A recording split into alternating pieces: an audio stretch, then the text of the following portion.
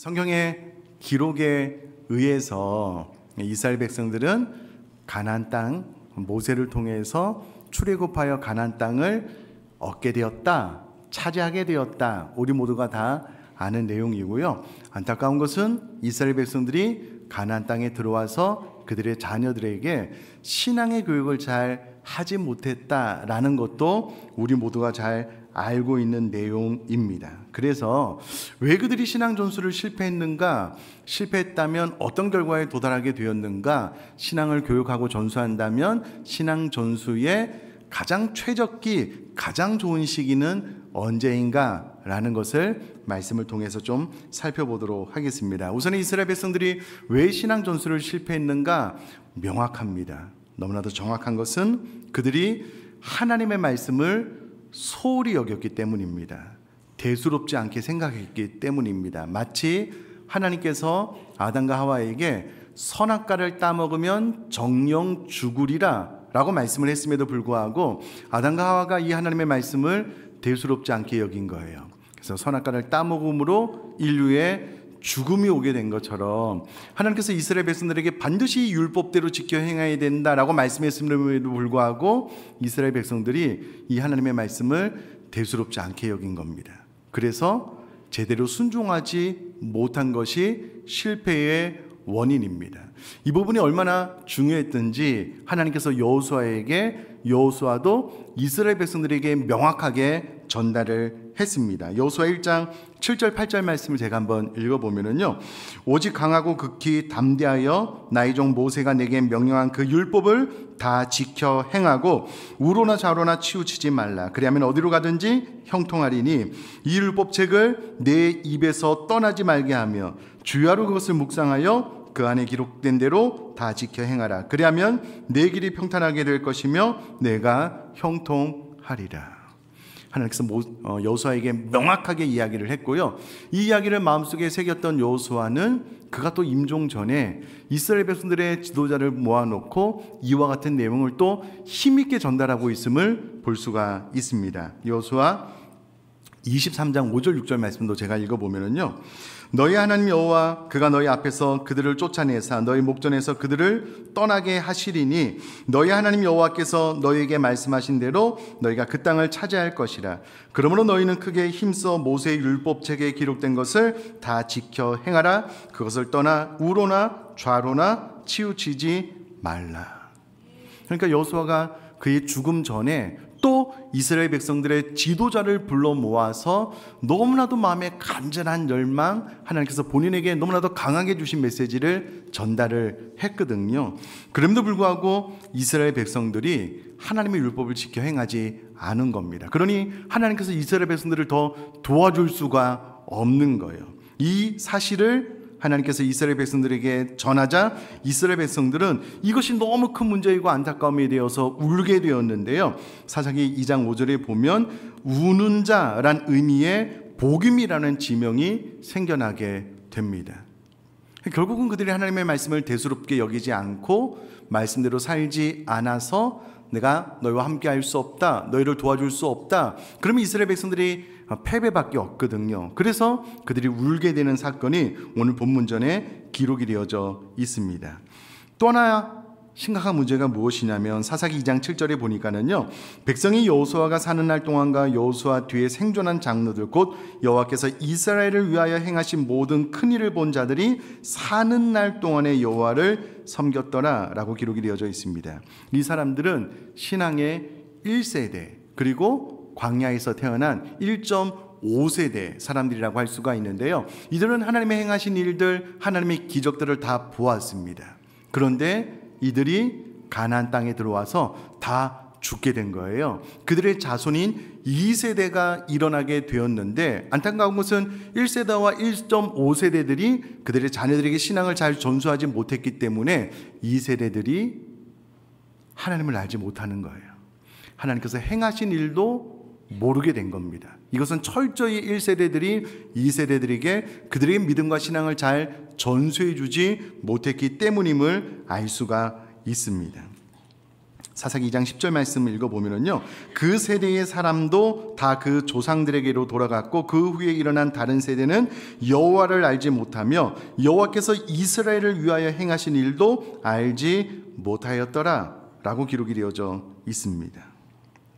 왜 이와 같은 일이 일어났을까? 처음에 말씀드렸던 것처럼 1세대, 1.5세대들이 하나님의 말씀을 심장에 깊이 새겨놓고 내가 반드시 이 말씀을 생명처럼 여겨 순종할 뿐만 아니라 그 순종하는 모습을 삶으로 2세대들에게 가르쳐줘야 되는데 이게 실패한 거예요.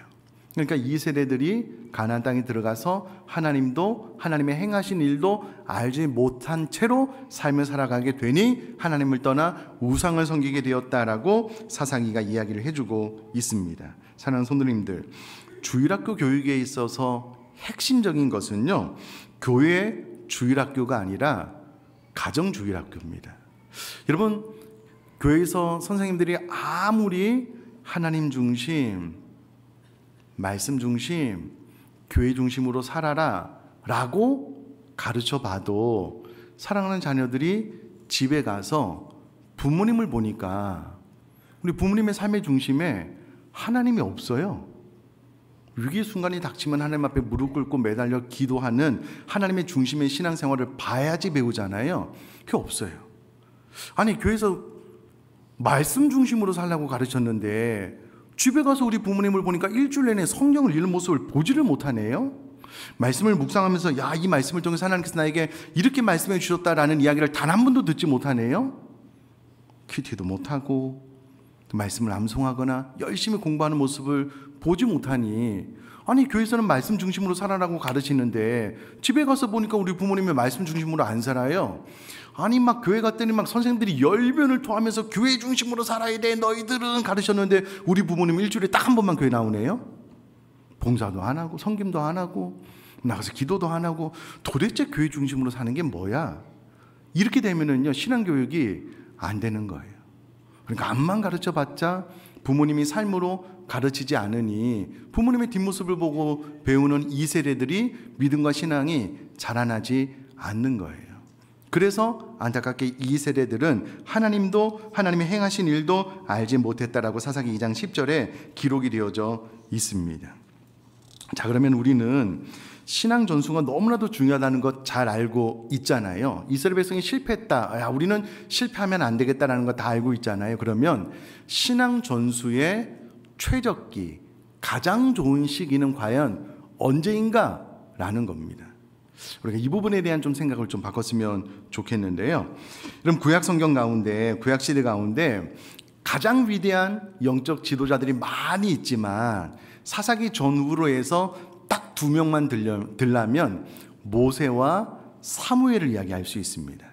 그럼 사사기 전에 모세가 있었기 때문에 이스라엘 백성들이 애굽에서 탈출하여 가나안 땅을 얻게 되었고요. 사사기 시대에 하나님께서 사사를 세워주셨는데 이스라엘의 가장 마지막 사사이자 선지자인 사무엘은 그야말로 위대한 민족적인 지도자였거든요. 근데 여러분, 모세와 사무엘, 이 두 위대한 영적 지도자들의 공통점이 하나 있는데 그것은 부모가 아닌 타인에 의해서 길러졌다라는 겁니다. 모세는 젖을 떼고 난 다음에 이방신을 섬기는 바로의 공주 밑에서 자라났고요. 사무엘은 젖을 뗀 이후에 그때 당시에 영적으로 무감각했고 타락했던 엘리 제사장 밑에서 자라났습니다. 그러니까 우상신을 섬기는 바로의 딸에게 교육을 받은 모세, 또 영적으로 타락하고 부도덕했던 엘리 제사장 밑에서 자라났던 사무엘은 그들의 가르침을 통해서 민족의 위대한 지도자가 되었다라는 것은 말이 안 되는 이야기입니다. 그럼 말이 안 되잖아요. 그럼 그들이 어떻게 위대한 민족의 지도자들이 되었을까라고 질문을 던져봤을 때 두 인물 다 젖되기 전에 부모님에게 받은 교육이 그들로 하여금 세상의 모든 학문과 잘못된 교회 교육이 그들의 어린 시절에 배웠던 가치관, 신앙관을 뒤집어 놓거나 흔들지 못했다라는 거예요. 우리는 이 사건을 통해서 젖되기 전에 어린 시절의 교육이 너무나도 중요하다는 것을 알 수가 있습니다. 사랑하는 성도님들, 이것은 성경의 기록뿐만이 아니고요, 교육학을 공부하는 모든 분들이 이구동성으로 말하는 연구 결과가 무엇이냐면, 사람은 태어나서 3세 이전에 그의 인생에 배워야 될 거의 모든 것을 배운다라고 이야기를 합니다. 조금 더 확대하면 7세인데요. 대부분 3세 이전에 그가 태어나서 평생 배워야 될 대부분의 것을 3세 이전에 다 배운다라고 교육학자들도 이야기를 해요. 그러니 젖되기 전의 시간이 너무나도 중요하다는 것을 잘 알 수가 있습니다. 자, 그러면 이때 당시에 젖은 언제 뗐는가라고 추적을 해보면은요, 한 3세에서 5세 전에 젖을 뗐는데, 한 3세 전이다라고 생각을 해보면 좋을 것 같습니다. 이 말씀을 준비하다가요, 잠언에 이런 말씀이 있잖아요. 마땅히 행할 길을 아이에게 가르치라. 그리하면 늙어도 그것을 떠나지 아니하리라. 그러면 여기서 말하는 아이는 도대체 몇 세인가? 이 아이에게 하나님의 말씀을 가르치면 그가 늙어도 이 배운 하나님의 말씀을 떠나지 않는다라고 이야기를 했는데, 이 아이는 도대체 몇 세, 몇 개월의 아이를 가르칠까? 제가 원어를 찾아보니까는요, 이 아이에게 해당하는 원어는요, 란나르라는 단어가 쓰여졌는데, 이 란나르의 원형이 나르라는 단어인데요, 이 나르는 태어난 지 몇 개월 되지 않은 젖먹이를 가르치는 단어래요. 그러니까 3년까지 갈 것도 없고요, 태어나서 얼마 안 된 엄마의 젖을 물리는 아이가 바로 잠언 22장 6절에 기록된 아이라는 거예요.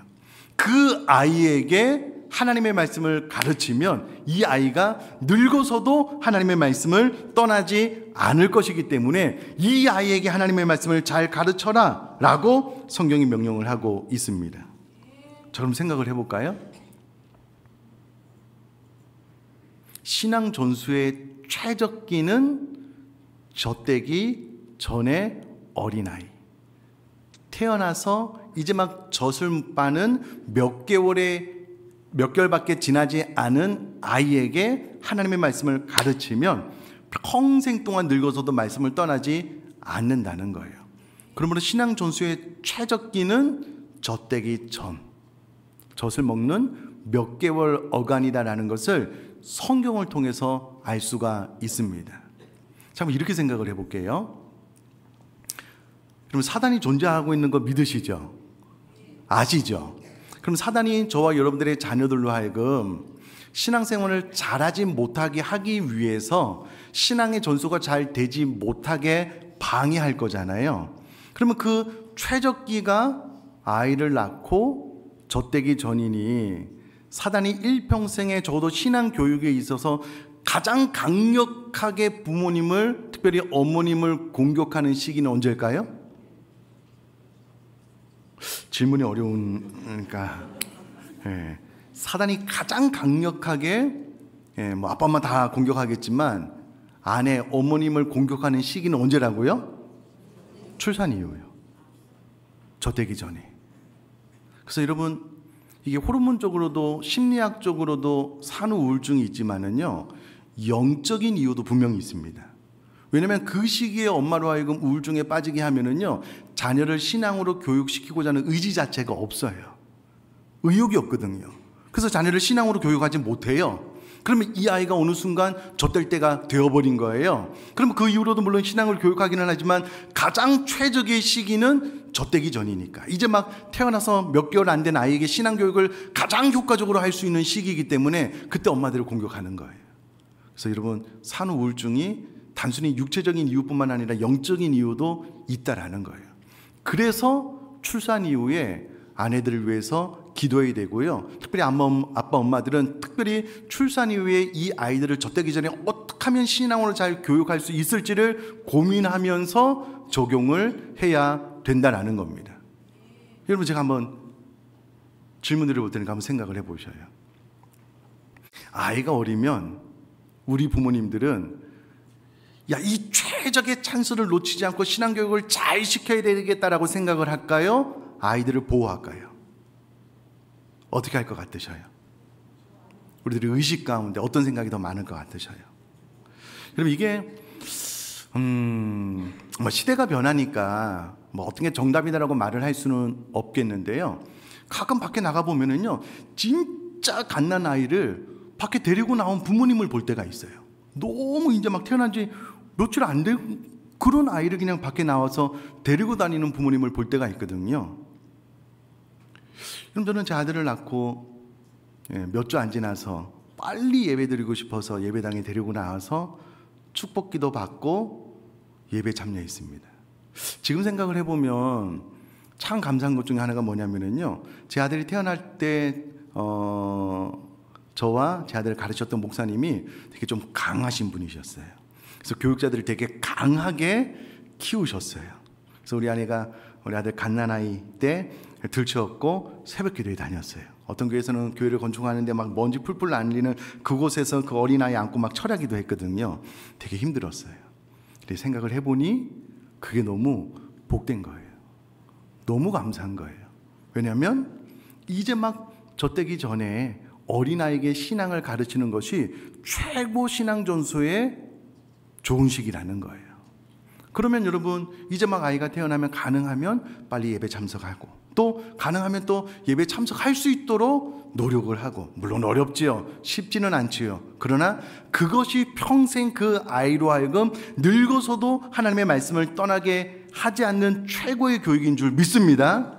여러분, 우리 부모님들은 아예 안전 생각을 하는 거예요. 막 스피커 소리도 크고 막 주변에 떠들면 막 아이들이 막 정서적으로 힘들 것 같으니까 더 크고 난 다음에 해야 되겠다. 더 크면 여러분, 신앙 교육할 시기를 놓쳐요. 제일 좋은 시기를 놓치는 거예요. 참 감사한 것 중에 하나가 뭐냐면, 저희 교회는요, 유아 세례 받기 전에 아이들에게 성경 1독하고 오라고 합니다. 감사한 것은 부모님 대부분 성경 1독을 시키고 와요. 물론 우리가 읽는 어른 성경이 아니고 그림 성경이긴 하지만 이것을 몇 번 읽어주고 오면 교회 앞에 이제 세례를 베풀거든요. 너무 감사해요. 저 되기 전 어린아이들에게 우리 부모님이 해야 될 제일 좋은 신앙 전수의 시기 가운데 성경 읽어주는 거, 늘 축복하며 기도해 주는 거, 또 부모님이 그 앞에서 하나님의 말씀을 묵상하고 하나님 앞에 기도하는 모습을 보여주는 거, 또 부부가 아이가 어리지만은요, 좀 이렇게 따뜻하게 허깅하면서 일부러라도 아이 앞에서 허깅하면서, 야, 우리 부부가 이렇게 관계가 친밀하고 좋아, 가식적으로라도 해보셔요. 아이들을 보고 배워요. 그러면 그때가 신앙 전수 교육에 최적화된 가장 좋은 시기이기 때문에 그렇습니다. 이렇게 설교를 하면, 목사님 좀 일찍 그런 설교해 주시지. 이제 우리는 자녀를 못 낳아도요, 손주들이 있잖아요. 우리 자녀들이 애를 낳으면 꼭 이야기해 주셔요. 야, 내가 들어보니까, 목사님 설교 들어보니까 저 되기 전에 가장 교육의 최적기라고 하더라. 이때 너 우울증 생기도록 사단이 공격할 때인데 아빠 엄마가 기도해 줄게. 우리 파이팅하고 그때 어떻게든 신앙을 좀 잘 심을 수 있도록 아빠 엄마가 도와줄 테니까 우리 한번 그렇게 노력해 보자고. 그럼 그렇게 할 수 있기를 주님의 이름으로 축복합니다. 그렇게 하셔야 돼요. 그럼 그 아이가 늙어서도요, 그때 배운 하나님의 말씀 신앙을 떠나지 않을 거다라고 잠언 22장 6절에 분명히 이야기를 하고 있다라는 겁니다. 이와 같은 교훈이 주어졌음에도 불구하고 이스라엘 백성들은요, 안타깝게도 신앙 전수에 실패했어요. 실패하면 그러면 아무 일도 일어나지 않는가? 그렇지 않습니다. 뼈아픈 열매를 거둬야 되는데, 사사기 2장 11절로 13절 말씀 제가 한번 읽어볼게요. 이스라엘 자손이 여호와의 목전에 악을 행하여 바알들을 섬기며 애굽 땅에서 그들을 인도하여 내신 그들의 조상들의 하나님 여호와를 버리고 다른 신들, 곧 그들의 주위에 있는 백성의 신들을 따라 그들에게 절하여 여호와를 진노하시게 하였으되, 곧 그들이 여호와를 버리고 바알과 아스다롯을 섬겼으므로. 사는 성도님들, 이런 말씀을 딱 들으면은요, 이스라엘 백성들이 하나님을 완전히 버리고 이방 신을 섬긴 것 같죠. 그러나 전혀 그렇지 않습니다. 이스라엘 백성들은 단 한 번도 하나님을 떠난 적이 없습니다. 단 한 번도 하나님을 버린 적이 없습니다. 왜요? 하나님은 그들로 하여금 400년 동안이나 노예 생활을 하던 그 애굽에서 건져내 주신 분인데요, 광야 40년 동안 하나님께서 놀라운 기적으로 가나안 땅까지 이끌어 주신 분인데 굳이 버릴 이유가 무엇이겠습니까? 하나님을 잘 섬기면서 동시에 이방신도 섬긴 거예요. 하나님은 버린 것이 아닙니다. 하나님을 잘 섬기면서 이방신도 섬긴 거예요. 이것에 대해서 성경은 하나님은 너희가 나를 버렸다라고 두 번이나 이야기를 하고 있다라는 겁니다. 자, 그러면 왜 이스라엘 백성들이 하나님을 버리고 이방신을 섬겼을까? 여러 가지 이유가 있는데 가장 먼저는 신앙 전수가 잘 안 됐기 때문인데요. 그들 가운데 이런 생각이 있었던 것 같아요. 여러분, 요셉이 애굽의 총리로 있을 때에 그의 아버지 가족들을 애굽으로 이끌 때에 요셉이 그의 아버지에게 우리는 목축하는 민족입니다 라고 바로에게 이야기할 것을 이야기합니다. 실제로 그들은 목축을 했고요. 근데 여러분, 목축이라는 업은 한 곳에 계속 머무르는 것이 아니고요. 예를 들어서 이쪽에 비가 안 왔어요. 풀이 없어요. 그럼 이쪽 지역에는 풀이 많아요. 그럼 이쪽 가서 가축 먹이고 오면 됩니다. 이쪽 지역에는 비가 많이 왔는데 이쪽에는 비가 많이 안 왔어요. 그러면 이쪽 지역에 가서 가축들 풀 마음껏 배부르게 먹이고 오면 됩니다. 근데 여러분, 이스라엘 백성들이 가나안 땅에 들어가서 땅을 분배받고 난 이후에는 그들이 목축업도 하지만 주로 농업을 해야 됐거든요. 밭을 갈구어서 씨를 뿌리고 또 그 땅의 소산으로 삶을 살아야 됐는데, 땅의 소산도 그렇고요, 바다일 하시는 분들도 그렇고요, 이 자연을 사람의 힘으로 거스를 수 없잖아요. 그러니까 반드시 신의 도움이 필요하다라고 생각을 했고, 또 결정적으로 이스라엘 백성들이 안 해보던 농사일을 해야 되는데 농사일을 누구에게 배웠냐면 가나안 사람들에게 배운 거예요.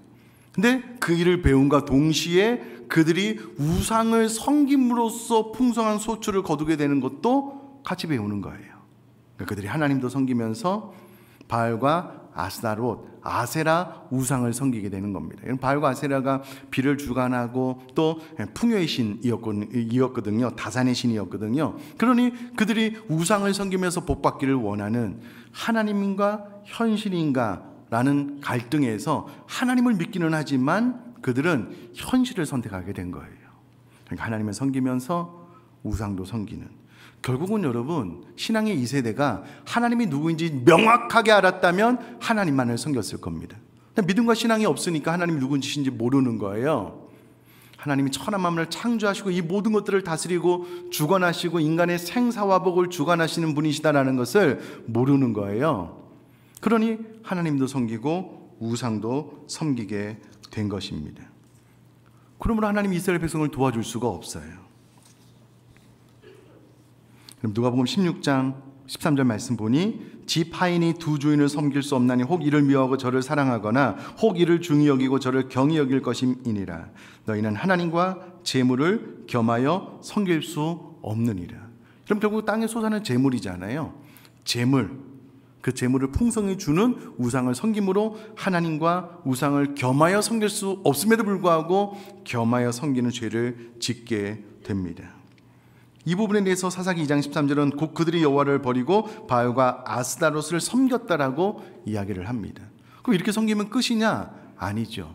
우리가 어떤 일을 행하든 행함에 열매가 맺히게 되잖아요. 그들의 삶 가운데 어떤 열매가 맺히게 되었는가? 사사기 2장 14절 15절 말씀 보니까는요, 여호와께서 이스라엘에게 진노하사 노력하는 자의 손에 넘겨주사 그들이 노력을 당하게 하시며 또 주위에 있는 모든 대적의 손에 팔아 넘기심에 그들이 다시는 대적을 당하지 못하였으며 그들이 어디로 가든지 여호와의 손이 그들에게 재앙을 내리시니 곧 여호와께서 말씀하신 것과 같고 여호와께서 그들에게 맹세하신 것과 같아서 그들의 괴로움이 심하였더라.